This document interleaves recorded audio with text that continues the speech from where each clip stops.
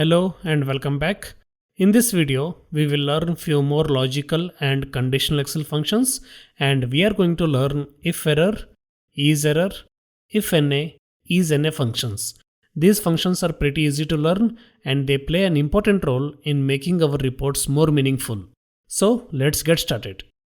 First is the IFERROR function and it has two arguments. Let's try to break it down.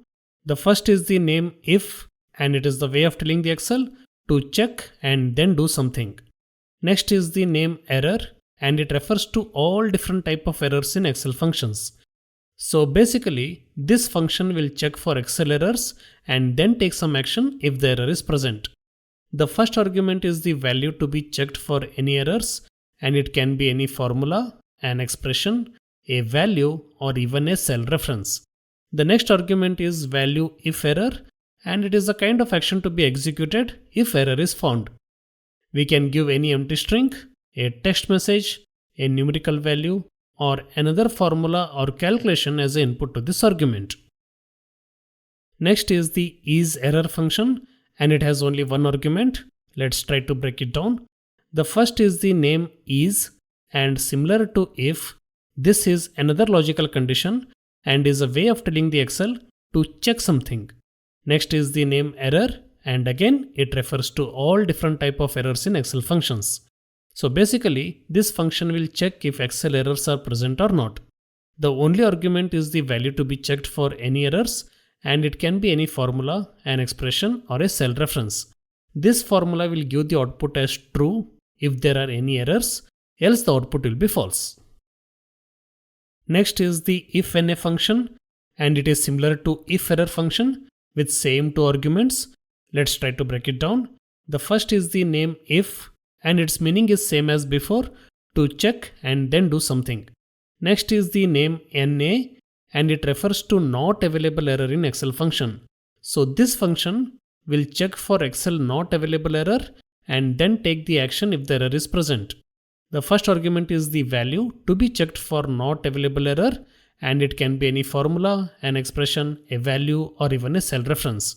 The next argument is value if NA, and again it is a kind of an action to be executed if not available error is present.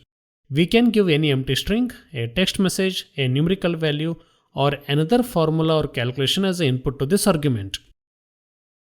Finally, the last function is ISNA function, and it is similar to IFNA function with same argument. Let's try to break it down. The first is the name is, and its meaning is same as before, to check something. Next is the name NA, and it refers to only not available error in Excel functions. So basically this function will check if not available error is present or not. The value argument is same as before, and it can be any formula, an expression, or a cell reference. This formula will give the output as true if it finds a not available error, else the output will be false.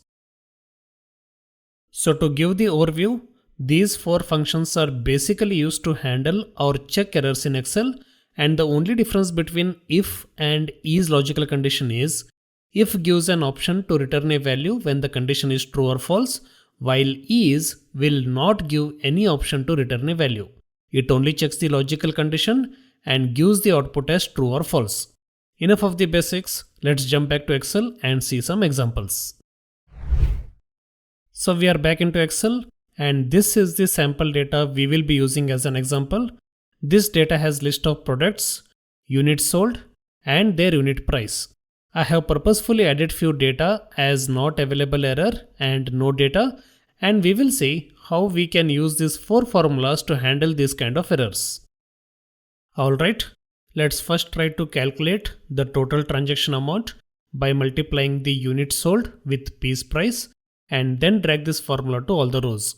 We can clearly see wherever there is a text or an error, even those values will show as an error because of multiplication operation. Now, if we add this expression as an input to IFERROR formula, add the text string as error for second argument, close the bracket and hit enter to get the output. Now drag this formula to all the rows, and we can see all the Excel errors are now updated with the text as error, and that makes our output more meaningful. Similarly, Let's try to multiply both the values once again. Give this expression as an input to ISERROR formula argument. Then close the bracket and hit enter to get the output. Let's drag this formula to all the rows, and as we know, it will give the output as true wherever there is an error, else the output is false. Since these true or false outputs are not that useful, we usually give the output of this formula as an input to if function, and that gives the freedom to handle both true and false. Let's make this cell as blank if the value is true, else it will return the multiplication value if the condition is false. Close the bracket and hit enter to get the output, and then drag it to all the rows.